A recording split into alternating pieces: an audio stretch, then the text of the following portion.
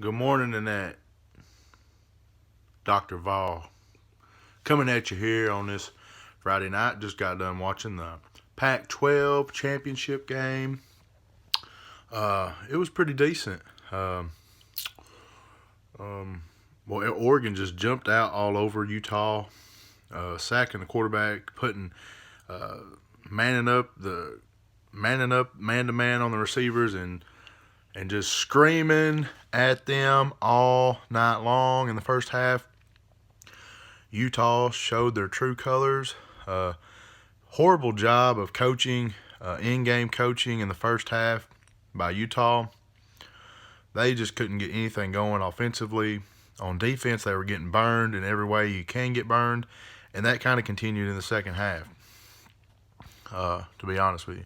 So if things shake out where LSU wins, unfortunately, we're going to have to see Oklahoma again in the playoff. Maybe it'll be different this time, but I really doubt it. But yeah, tomorrow we have the SEC championship game in the Superdome in Atlanta. I was picking LSU earlier in the week, but I'll be honest with you, I could really see. It just depends on what happens tomorrow. I mean, it's a toss up. It's LSU's dominant offense versus Georgia's dominant defense. Can Georgia's defense? I also think this is the best offense that Georgia has seen. This isn't Florida, but sure. I mean, I guess I could see where Georgia could pull like a 1 point, 3 point game out of their ass. But honestly, Joe Burrow, it's just about like at the end of that Alabama game, Alabama was screaming coming back, trying to make the comeback in that second half. Joe Burrow showed ice water in his veins and showed that no matter what, he is going to lead his team to victory.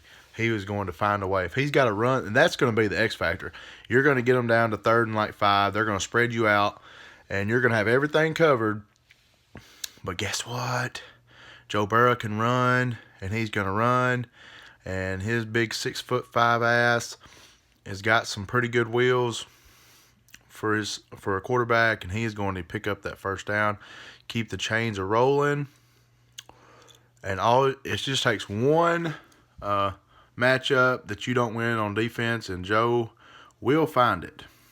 All right, and you can sit here and say, Uncle Lou wants to say we're riding nut hairs. I'm not riding anybody's nut hairs, man. I'm not. Some people might be. I'm not. My team's out of it, so therefore, I'm picking who I think will win. And honestly, I just feel it's going to be LSU. I feel like it's their year. It's their year to win the SEC. I don't know if they can win the championship. There's 2 other teams in the nation out there, Ohio State and Clemson, that might be able to take them down. But I definitely feel like they're good enough to beat you tomorrow. There's no doubt. Yeah. So it's going to be a good game. I'm happy to see it. I'm going to be happy to see it. So go Vols, man. I'll be happy to see where our Vols line up in the bowl game, so we can talk about that. The Juwan Jennings thing, I think it's kind of bullshit. I don't think you can prove. I think that's why they gave him a half-game suspension, because, he was giving him some work over there with the questionable hit on the sideline, very close to being a late hit, and then driving the guy out of bounds, and then talking shit to him right there on the ground. I don't know that he ripped his helmet off. Somehow the guy's helmet came off. I don't know if he took it off. You can't see if he took it off or Juwan took it off, and then Juwan goes to get up, steps on the guy's face.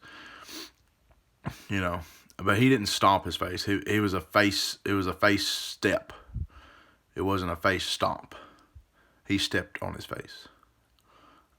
So whatever. We got good receivers. Juwan being out the first half, I look for that could almost work to our favor in the ball game, because Juwan's going to be pissed off. that he didn't get to play the first half, and the second half's where you win the ball game. So when he gets back in there in the second half, I feel like he'll have his last game as a Volunteer. Jawan Jennings is going to go off. He's liable to have 150 yards and a couple of touchdowns in that second half. It would not surprise me at all. So, yeah, it's not a good matchup. Nobody wants to play us right now. Everybody can sit here and talk all this shit they want, but nobody wants to play Tennessee right now. We're hot. We're finding different ways to win. You shut down if it's raining outside like it was. It's raining. The ball's soaking wet.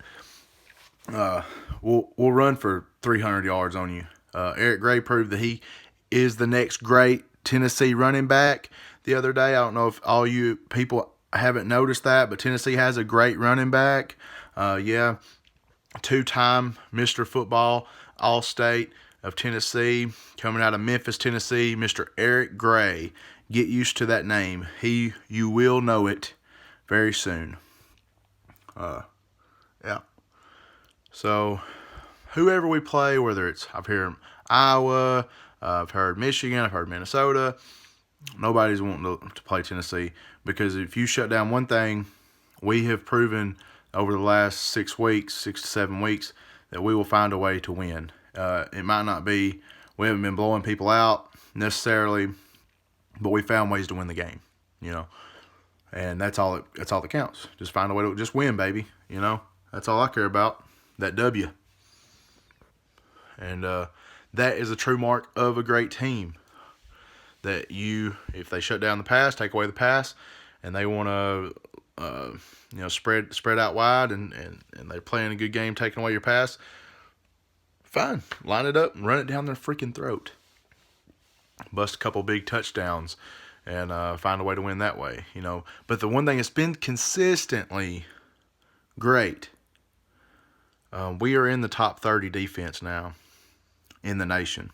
So if you go back and you look at how shitty our defense played about 4 or 5 games out of the year, and we hadn't come together as a team, we were not playing at the level we're playing now, and probably at least 4 of those games, we would be like a top 20 defense,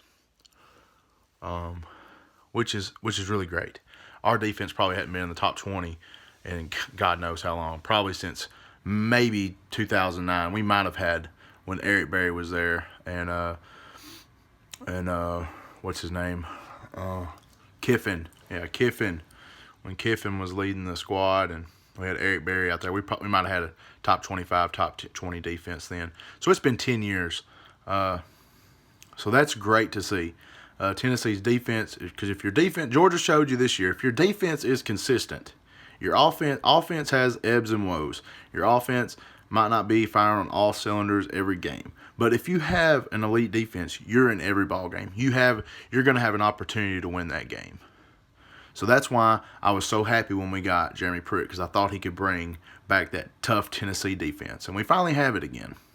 And our recruiting is not the best this year, this cycle, but it is really good on the defensive side of the ball. He is recruiting safeties and defensive ends and defensive tackles and linebackers and corners.